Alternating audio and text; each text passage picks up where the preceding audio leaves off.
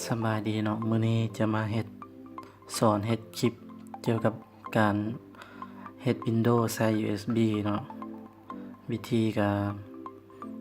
หลักๆเนาะเราต้องมี3อย่างก็คือ1 USB ประมาณ8กิกหรือ16กิกขึ้นไปแห่งดีเนาะแล้วเราก็ต้องมีไฟล์ Windows Windows จะเป็น Windows 10 หรือ8เนี่ยก็แล้วแต่เนาะอันที่3เราก็ต้องมีโปรแกรมตัวนี้เนาะ Power ISO ส่วนเราจะมักเวอร์ชันใดก็เอาไปเสิร์ชเบิ่งในเน็ตหรือว่าก็จะเอาโปรแกรมหรือไฟล์โหลดลิงก์ดาวน์โหลด Windows 10มาแปะไว้ลงคลิปให้ไปหาเฮ็ดกันลองเบิ่งเนาะว่าสิเป็นจังไดตอนนี้ค่อยใช้เป็นโปรแกรมเวอร์ชันตัวนี้เนาะมันจะง่ายที่สุดละเอากันมา next เปิดตัวนี้นะเราปิดออกเลยเนาะมันจะเป็นแอปเสริมเบราว์เซอร์เราซื้อมาเห็นให้เรามีคอมซ่าอะไรเนาะกด next ไปแล้วnext โค้ดตัวนี้เราบ่ต้องเห็นอย่างมันเนาะมันเช็คค่ามาตรฐานของมันมาให้ละโค้ดไปเลย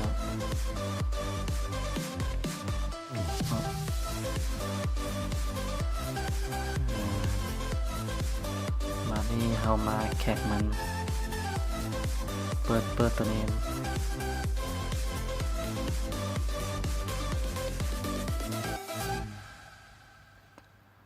คลิกขวา70แตกไฟล์หรือว่าถ้าใครมีโปรแกรมวิลล่าก็แตกของทางวิลล่าอะไรเนาะแต่ว่าค่อยมันจะมักใส่70เลยคีย์เจน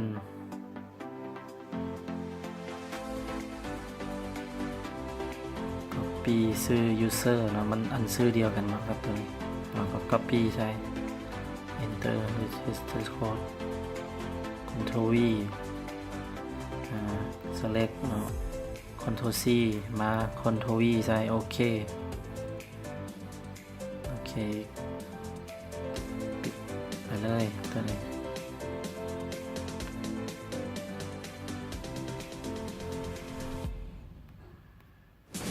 ตัวนี้มันเราต้องมาค้นหาว่า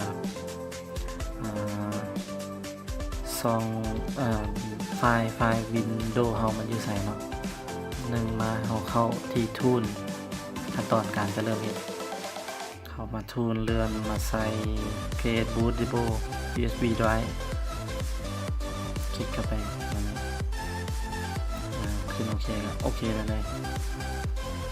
ไปเสิร์ชเบราว์หาไฟล์ Windows 10เราอยู่ใส่ละเอาไว้ส่งดีส่งโปรแกรมiOS ไฟล์ iOS เนาะ Windows 10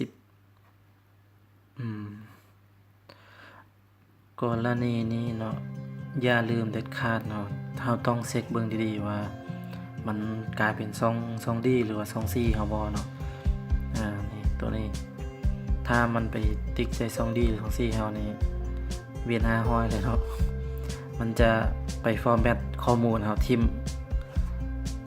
เฮาต้องกดดีๆว่ามันเป็น USB ซื้อจำนวนกิกแท้บ่เนาะตัวนี้ก็บ่ต้องตั้งมันตั้งมาให้แล้วหลังจากนั้นเราก็มีได้กด start โอเคแล้วก็รอท่าจากประมาณ10หรือ15นาทีเนาะซึ่งวิธีนี้ก็ช่วยประหยัดให้เราลง Windows ได้ไวขึ้นเนาะแต่สมัยแต่เก่าลง Windows แม่นส่วนหลายจะใช้เป็นแผ่น CD DVD ROM ประมาณนี้แต่ข้อเสียของมันก็คือถ้าว่าหัวอ่านนั้นมันเก่าหรือมันว่ายมันหรือว่าแผ่นว่ายบ่จังซี่เนาะการลง Windows นี่จะเฮ็ดให้ช้าหลายบางทีลงบ่ได้บางทีก็ลงได้แต่ว่าต้องเกือบครึ่งมื้อเนาะแต่ว่าเฮามาเฮ็ด Windows ใช้ USB นี่ว่าประหยัดเวลาหลายๆเติบแล้วก็ขั้นตอนเฮ็ดก็บ่ได้ยุ่งยากเนาะก็มีแต่3อย่าง1 USB 2ไฟล์ Powerไฟล์ ISO ของ Windows นั่นเนาะที่3ก็แม่นเฮาต้องมีโปรแกรมเฮ็ดเท่านี้แหละ3อย่างหลักๆ เฮ็ดแล้วเราก็รอท่าไปจนกว่าพุ่นแหละมันจะเต็ม100%เนาะ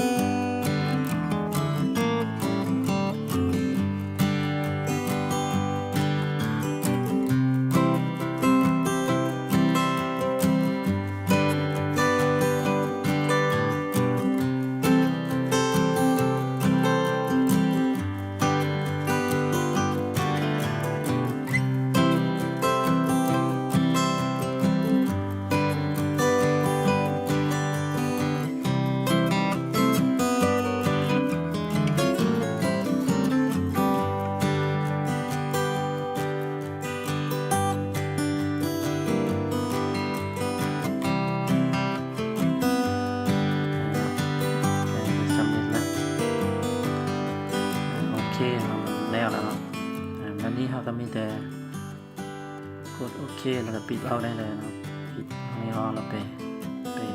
สู่ขั้นตอนการลง Windows ต่อไปเนาะ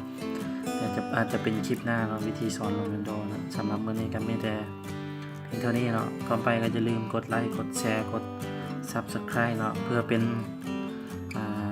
กำลังใจให้เฮ็ดคลิปต่อๆไปเนาะขอบใจ